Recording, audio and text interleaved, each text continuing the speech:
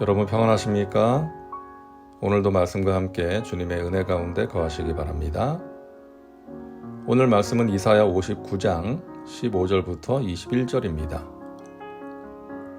오늘 본문은 하나님께서 그의 백성들을 구원하시고 공의를 실현시킬 계획을 말씀하고 있습니다.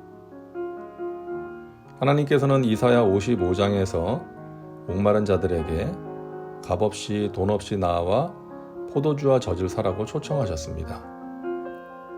그러나 이스라엘은 거짓과 악으로 가득 차서 의로우신 하나님께 나아가 의를 행하기에는 역부족이었죠. 그러면 어떻게 되는 것일까요? 이스라엘은 죄악으로 인해 영원히 멸망당하고 말아야 하는 것일까요? 오늘 본문은 어둠과 위기 가운데서 한 가지 소망을 보여줍니다. 그것은 하나님께서 그의 백성들을 살펴보신다는 것입니다. 야훼께서 이를 살피시고 그 정의가 없는 것을 기뻐하지 아니하시고, 하나님은 살펴보시는 하나님이십니다. 백성들을 포기하지 않으시고 버리지 않으시고 살피십니다. 하나님께서 그의 백성들을 살펴보신 후 보이신 반응은 두 가지입니다. 첫째는 그들에게 정의가 없는 것을 기뻐하지 않으셨습니다. 죄 앞에 무력한 그들로 인해 슬퍼하시는 것이죠. 지금도 하나님께서는 그의 백성들과 이 세상이 죄 앞에서 무력한 것을 보시면서 슬퍼하십니다. 그리고 두 번째 반응은 16절에 나오는데요. 사람이 없음을 보시며 중재자가 없음을 이상히 여기셨으므로 자기 팔로 스스로 구원을 베푸시며 자기의 공의를 스스로 의지하사. 하나님과 백성들 사이를 중재할 중재자가 없음을 이상히 여기셨습니다. 그동안 구약 역사를 보면 하나님의 백성이 죄 가운데 있을 때 하나님과 백성 사이에서 그들의 구원과 회복을 위해 노력한 사람들이 종종 있었습니다. 소돔과 고모라를 멸망시키지 말아달라고 기도한 아브라함이 있었고요. 금송아지를 섬겨서 하나님의 큰 진노를 산 이스라엘을 위해서 자기 이름을 생명책에서 지워버려도 좋다고 하면서 간절하게 매달린 모세도 있었습니다. 그러나 이제는 이렇게 자신의 모든 것을 걸고 하나님의 백성을 위해 중재할 사람이 없는 것입니다. 그만큼 모든 백성들이 죄에 찌들어 있었던 것이죠. 그래서 하나님께서는 스스로 구원을 베푸시기로 작정하셨습니다. 그래서 중재자를 보내셨는데 바로 메시아이신 예수 그리스도신 것이죠. 이미 우리는 이사야 53장에서 그분의 모습을 보았습니다.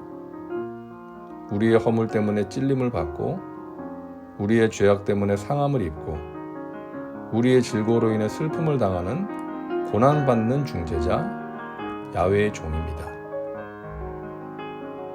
17절부터는 야훼의 팔이 어떻게 죄 가운데 빠져있는 그의 백성에게 구원을 베푸시는지를 보여줍니다. 공의를 갑옷으로 삼으시며 구원을 자기의 머리에 써서 투구로 삼으시며 보복을 속옷으로 삼으시며 열심을 입어 겉옷으로 삼으시고 그들의 행위대로 갚으시되 그 원수에게 분노하시며 그 원수에게 보응하시며 섬들에게 보복하실 것이라. 하나님께서는 죄악으로 무력해진 백성들에게 공의를 요구하시지 않고 자신의 공의를 갑옷으로 삼으십니다. 갑옷으로 온 몸을 두르는 것처럼 하나님께서 자신의 공의로 무장하여서 이스라엘에게 구원을 베푸신다는 것이죠.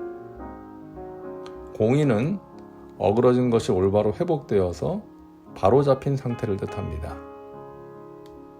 하나님께서는 백성들에게 공의를 기대하기 힘들기에 자신의 공의와 신실하심을 스스로 의지하셔서 이스라엘을 회복시키겠다는 것입니다.